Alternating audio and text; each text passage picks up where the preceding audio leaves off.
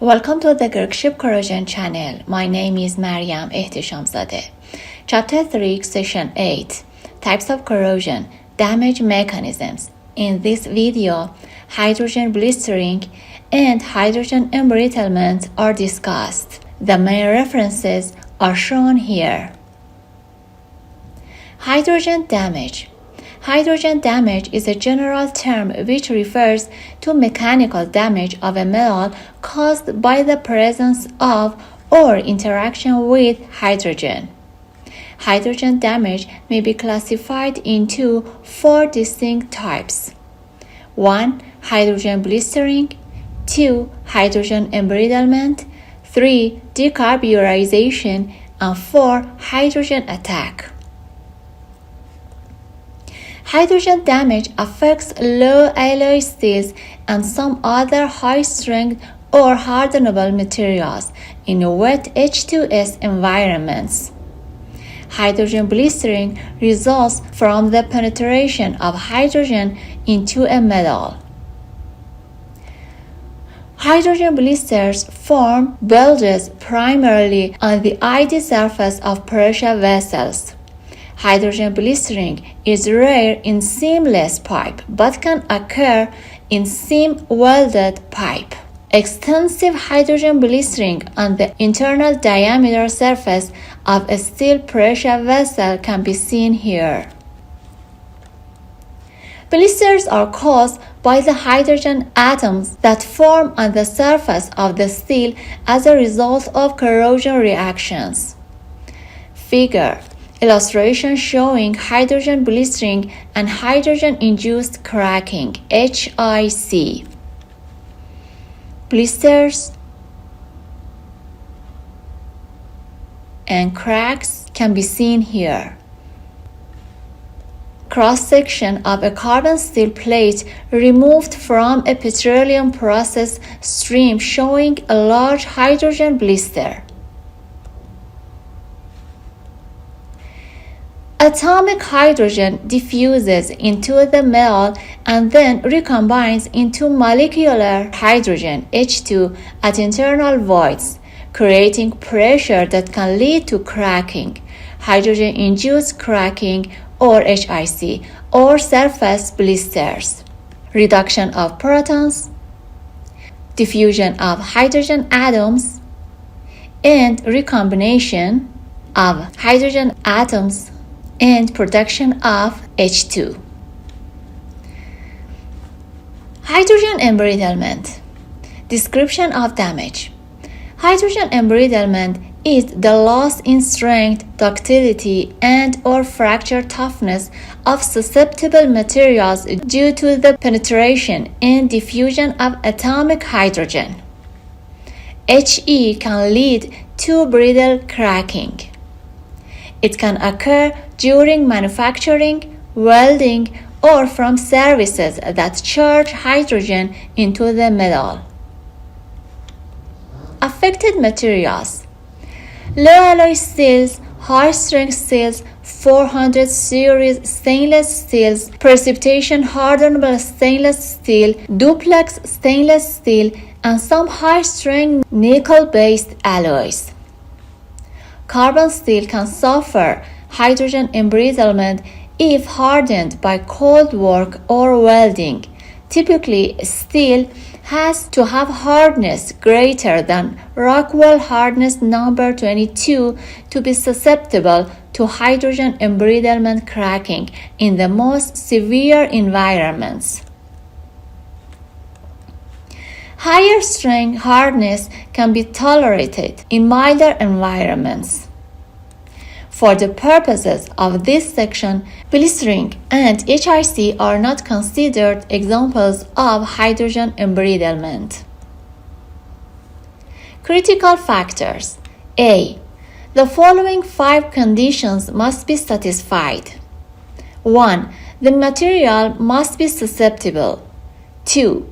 Hydrogen must be present at a critical concentration within the material. 3. The strength hardness level must be high enough and the microstructure must be susceptible to hydrogen embrittlement. 4. Stress above the threshold for hydrogen embrittlement must be present from residual stresses and or applied stresses. 5. The temperature must be in the embrittling and cracking range.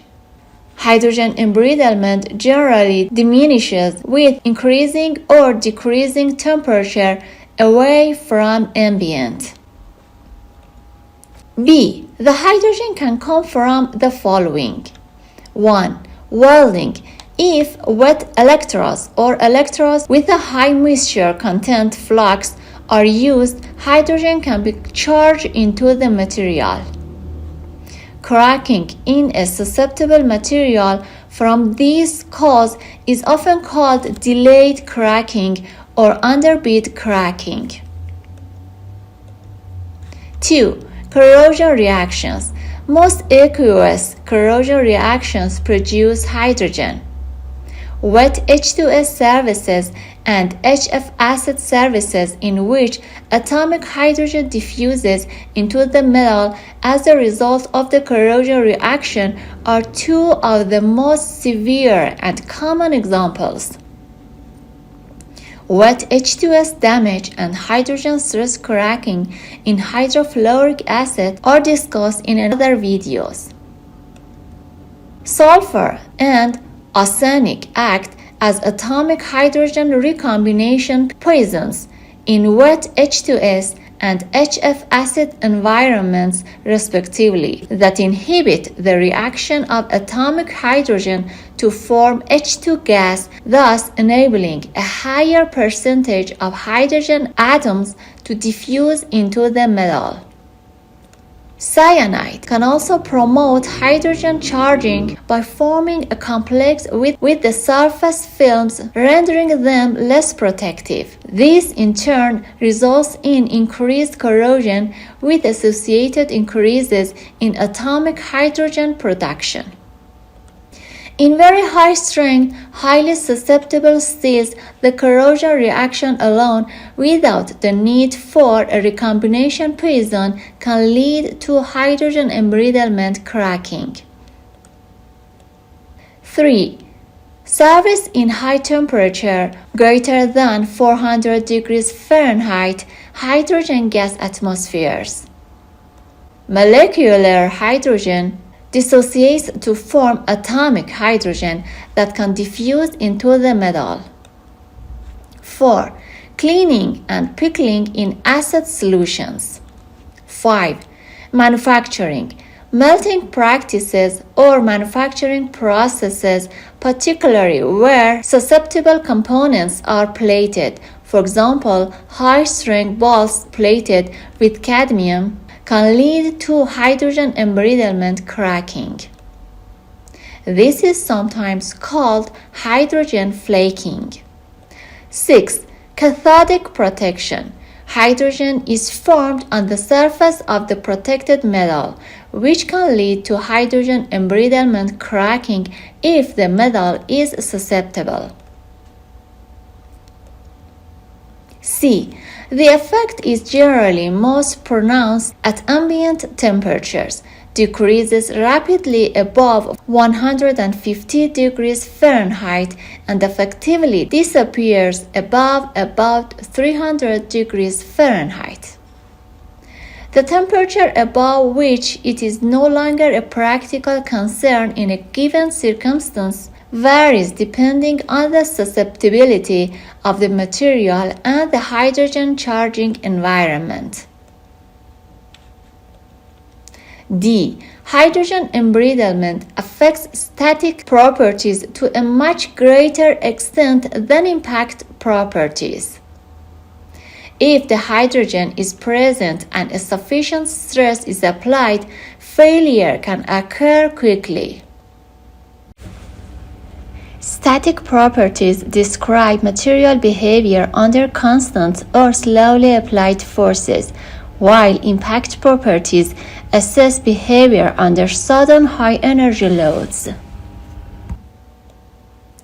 E. The amount of trapped hydrogen depends on the environment, surface reactions, and the presence of hydrogen traps in the metal, such as imperfections, inclusions, and pre-existing flaws or cracks. F. The amount of hydrogen needed to have a measurable effect on the mechanical properties varies with the strength level, microstructure, and heat treatment for the alloy. In some cases, thresholds of critical hydrogen concentrations have been established. G. Stress to cause cracking can result from cooling during manufacture or from post-weld heat treatment temperatures, residual stresses from welding, or applied loads. H. Thick wall components can be more vulnerable due to increased thermal stress during cool down from operating temperatures, high restraint, and potentially high stress concentrations at flaws or cracks, and because they take longer for hydrogen to diffuse out. I. In general, as strength increases, susceptibility to hydrogen embrittlement increases. Certain microstructures, such as untempered martensite, are more susceptible at the same strength level than tempered martensite. Carbon steel that is severely hydrogen charged will have lower fracture toughness than with no hydrogen. J. Hydrogen embrittlement is reversible as long as cracking has not occurred. The hydrogen can be baked out at elevated temperatures, for example 400 degrees Fahrenheit or higher, typically around 600 degrees Fahrenheit. Challenge number 59. Thank you for your time and attention. If you'd like to challenge yourself, please answer these questions in the comments section. 1. Hydrogen blistering, though uncommon in seamless pipes, can occur in seam-welded pipes. What factors contribute to this difference? 2. Where can hydrogen come from to cause hydrogen blistering and hydrogen embrittlement? 3. Do sulfur and arsenic in wet H2S and HF acid environments, respectively, function as atomic hydrogen recombination poisons, thereby increasing hydrogen diffusion into the metal by inhibiting H2S gas formation?